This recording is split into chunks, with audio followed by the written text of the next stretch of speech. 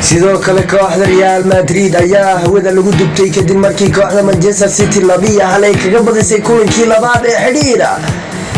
kooxda Juve ayaa iyadana dhegta dhiiga loo daray waxa uu dartay kooxda Olympiacos Lyon.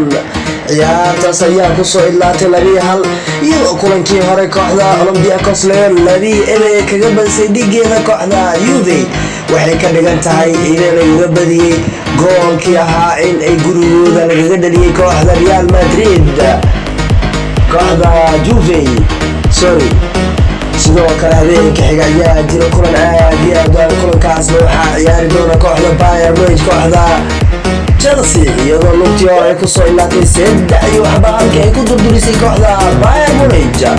kooxda Barcelona iyo kooxda Napoli ayaa isku harsan kulan baaqaya. kulankaas ayaa kulankii hore ku soo ilaatay 1-1 halka Barcelona xilliga dambe ay barbardhac la yimiday iyadoo kulankaas ku soo ilaaday 1-1 guushaasi sidaas ku soo ilaatay.